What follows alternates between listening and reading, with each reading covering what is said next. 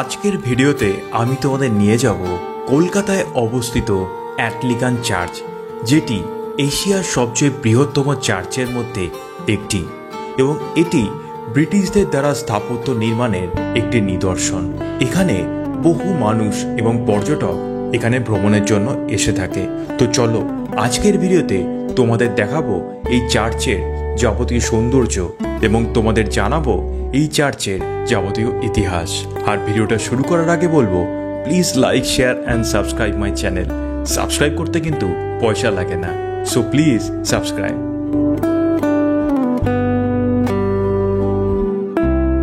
Hi friends, welcome to my new blog. কেমন আছো সবাই? আশা করি তোমরা সবাই ভালো আছো, সুস্থ আছো। কিন্তু বর্তমান পরিস্থিতিতে এখন দেশ ও রাজ্য খুব খারাপ পরিস্থিতির মধ্যেই যাচ্ছে।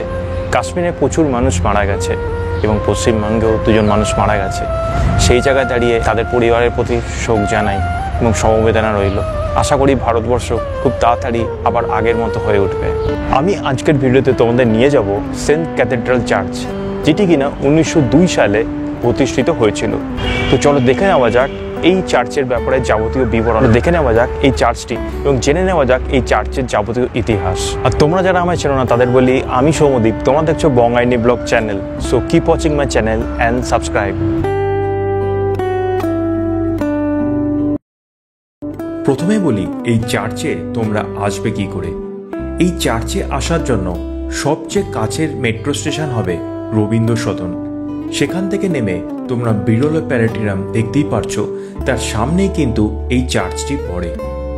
কলকাতার হেরিটেজ সাইটের মধ্যে এই চার্চ পড়ে, তাই ট্যুরিস্টদের জন্য অন্যতম আকর্ষণ এই জায়গাটি। এই চার্চে প্রবেশ করার পর প্রবেশ মূল্য পড়বে, অর্থাৎ প্রত্যেকের জন্য টিকিট লাগবে 10 টাকা করে। এই চার্চ কিন্তু প্রতিদিনই খোলা থাকে। সকাল 10টার সময় এই চার্চ খোলা হয়ে থাকে এবং সন্ধ্যে 6টার সময় এই চার্চ কিন্তু বন্ধ হয়ে যায়। বিভিন্ন পাবলিক হলিডে যেমন মে দিবস, 23শে জানুয়ারি, 26শে জানুয়ারি, এই সমস্ত দিনগুলোতে কিন্তু এই চার্চ খোলা এবং বন্ধের সময় একটু পার্থক্য থাকে। সেন্ট পলস ক্যাথেড্রাল চার্চ হল কলকাতায় অবস্থিত একটি অ্যাংলিকান পটভূমি চার্চ। এটি নর্থ ইন্ডিয়ার সবচেয়ে বড় চার্চের মধ্যে একটি, যা তার গথিক স্থাপত্যের জন্য বিখ্যাত এবং পল দ্য অ্যাপোস্টলকে এটি উৎসর্গিত করা হয়েছিল। এটি কলকাতার ডায়োসিসের আসন। এর ভিত্তিপ্রস্তর স্থাপন করা হয়েছিল 1839 সালে। এরপর এই সমগ্র চার্চটি কমপ্লিট হয় 1847 সালে, অর্থাৎ প্রায় 150 বছর পুরনো এই চার্চটি। এটিকে কলকাতার বৃহত্তম গির্জা এবং এশিয়ার প্রথম অ্যাংলো ইন্ডিয়ান ক্যাথেড্রাল বলা হয়। এটি ব্রিটিশ সাম্রাজ্যের বিদেশি অঞ্চলে প্রথম নবনির্মিত ক্যাথেড্রাল চার্চ ছিল। কলকাতার ক্যাথেড্রাল রোডে এই ভবনটি দাঁড়িয়ে আছে। 1800 সালে কলকাতায় ইউরোপীয় সম্প্রদায়ের ক্রমবর্ধমান জনসংখ্যার জন্য এবং আরও স্থান প্রদানের জন্য এই স্থানটিকেই বেছে নেওয়া হয়েছিল তৎকালীন সময়। ক্যাথেড্রাল চার্চের স্থাপত্য এবং নকশা ইন্দো গথিক, যা ভারতের জলবায়ুর সাথে মানিয়ে নেওয়ার জন্য তৈরি একটি গথিক স্থাপত্য শৈলী। 1897 সালের ভূমিকম্প এবং 1934 সালে প্রচণ্ড ভূমিকম্পের পর যখন কলকাতায় যথেষ্ট ক্ষতি হয়, তখন ক্যাথেড্রাল চার্চটিকে সংশোধিত নকশায় পুনর্নির্মাণ করা হয়েছিল।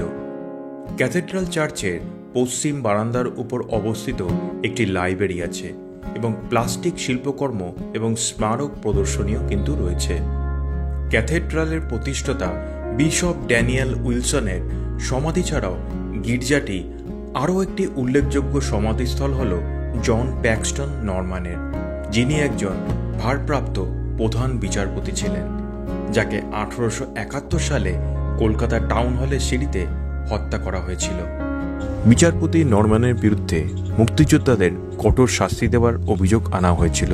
এটি ছিল তাকে হত্যার মূল কারণ। 1871 সালে যখন নরম্যান কলকাতার টাউন হলের সিঁড়ি দিয়ে নামছিলেন, তখন স্বাধীনতা সংগ্রামী আবদুল্লাহ তাকে আক্রমণ করেন এবং ছুরিকাঘাতে তাকে হত্যা করেন। 1871 সালের 21শে সেপ্টেম্বর তিনি মারা যান। এই চার্চের সৌন্দর্য তোমাদের মুগ্ধ করবে।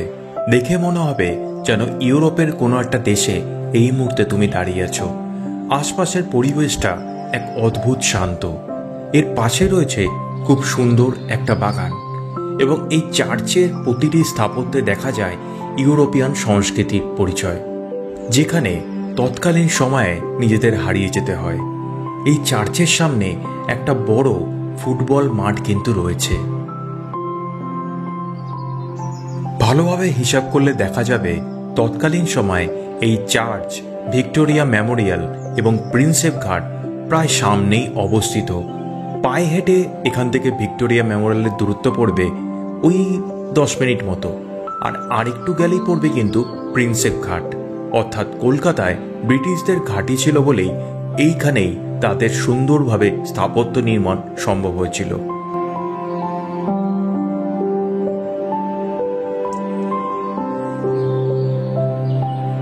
তোমরা দেখতে পাচ্ছ খুব সুন্দর বাগান রয়েছে এবং একটি খেলার মাঠ রয়েছে।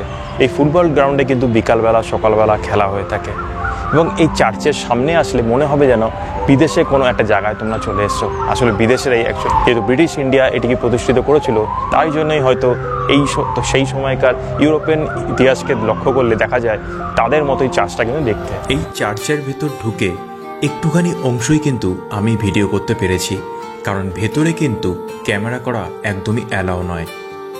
কিছু ছবি তোমাদের প্রতীকী আমার এই ভিডিওতে তোমাদের জন্য দিলাম, এখান থেকে তোমরা দেখে নিতে পারো ভেতরটা কেমন দেখতে। বহু বিদেশি পর্যটকের আনাগোনা লেগে থাকে এই গির্জা এবং ঐতিহাসিক স্থান দর্শন করবার জন্যে।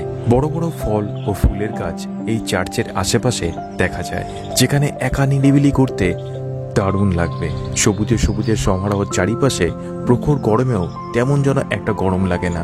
প্রতিটি স্থান থেকে এই গির্জার স্থাপত্য দেখতে খুব সুন্দর লাগবে, যদিও সামনে এবং পিছনে একই আকার দেখা যায় এই চার্চের।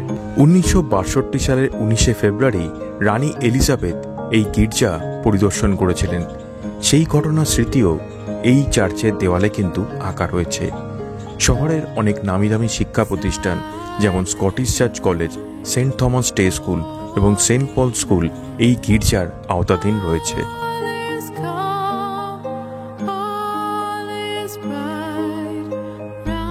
1757 সাল থেকে ভারতের রাজনৈতিক অবস্থান সুদৃঢ় হওয়ার পর ব্রিটিশ ইন্ডিয়া কোম্পানি এবং কলকাতার ইউরোপীয় সম্প্রদায়ের সদস্যরা তাদের সকল ধর্মীয় এবং সামাজিক অনুষ্ঠানের জন্য মিশন চার্চ এবং সেন্ট জনস চার্চ ব্যবহার করত। কিন্তু 19 শতকের প্রথম দিকে জনসংখ্যার বৃদ্ধির কারণে একটি বৃহত্তর ক্যাথেড্রাল প্রয়োজনীয়তা তারা অনুভব করে। ততদিনে কলকাতা শহর একটি বিশ্বজনীন নগর বসতি এবং পূর্ব এশিয়ার অন্যতম প্রধান বাণিজ্যিক কেন্দ্র হিসাবে গড়ে উঠেছিল। এমনকি তৎকালীন সময়ে হংকংকেও ছাড়িয়ে গেছিল কলকাতা। রেভারেন্ড রেজিনাল্ড হেবার একজন বিশপ হিসাবে কলকাতায় আসেন, কিন্তু 4 বছর পর 1826 সালে মাদ্রাজে তিনি মারা যান। শ্রদ্ধার নিদর্শন হিসাবে লন্ডনের সেন্ট পলস ক্যাথেড্রালে মাদ্রাজ ও কলকাতায় তার মূর্তি স্থাপনের পরিকল্পনা শুরু হয়।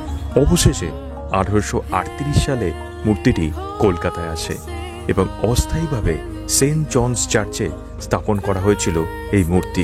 কলকাতায় টিকে থাকা সেরা উপনিবেশিক শিল্পকর্মগুলির মধ্যে একটি হিসাবে বিবেচিত এই মূর্তিটি 1835 সালে ফ্রান্সিস লেগেট চ্যান্ট্রে দ্বারা ভাস্কর্য করা হয়েছিল। মূর্তির সামনে একটি বিশাল মার্বেল এবং ব্যাপটিস্মাল ফ্রন্ট রয়েছে। এই গির্জার প্রধান আকর্ষণ হল এর বিশাল প্রার্থনা কক্ষ, কাঠের তৈরি পিউ দিয়ে সজ্জিত, যেখানে 1000 জনের বেশি লোক বসতে পারে। অসাধারণ কাঠের কাজ এবং রঙিন রঙিন কাজ দিয়ে সজ্জিত এই গির্জা। সেন্ট পলের দেওয়াল ইতিহাসপ্রেমীদের কাছে সোনার খনি ছাড়া আর কিছু নয়। এখানে প্রচুর মার্বেল এবং ধাতব উৎসর্গীকৃত ফলক রয়েছে, যা সংক্ষেপে ভারতের উপনিবেশিক ইতিহাসের মধ্যে দিয়ে আমাদের ভ্রমণের সুযোগ করে দেয়। ব্যক্তিগত স্মৃতিস্তম্ভ থেকে শুরু করে 1857 সালের মহান বিদ্রোহ এবং প্রথম বিশ্বযুদ্ধের সাথে মিশে যাওয়া স্মৃতি, বিভিন্ন প্রতীকী ঘটনা, ইতিহাসের যে কোনো শিক্ষার্থীদের জন্য ফলকগুলি কিন্তু আনন্দদায়ক। যারা ছুটির ভ্রমণে ঐতিহাসিক এবং স্থাপত্যিক দর্শন করতে চাও, তাদের জন্য বলবো এটি অবশ্যই পরিদর্শন করা উচিত। শহরের কেন্দ্রস্থলে অবস্থিত এই বিশাল গির্জাটি উপনিবেশিক সময়ের কথা তোমাদের মনে করিয়ে দেবে এবং তোমাদের স্মৃতির গলিতে নিয়ে যাবে তৎকালীন সময়। ভ্রমণকারীরা যখন কলকাতায় আসে তখন এটিকে অবশ্যই এক পরিদর্শনযোগ্য কয়েকটি শীর্ষস্থানের মধ্যে রাখে। বড়দিনের ছুটির সময় এটি সবচেয়ে সুন্দর দেখায়, যখন ক্যাথেড্রালের চারপাশে বাগান এবং আশেপাশের রাস্তাগুলো আলো এবং উৎসবে সুন্দরভাবে সাজানো হয়ে থাকে।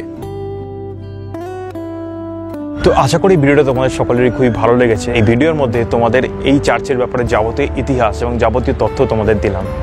তো আশা করি ভিডিওটা যদি ভালো লেগে থাকে তাহলে কিন্তু অবশ্যই এটা লাইক করো, শেয়ার করো এবং চ্যানেলটা কিন্তু সাবস্ক্রাইব করতে ভুলো না।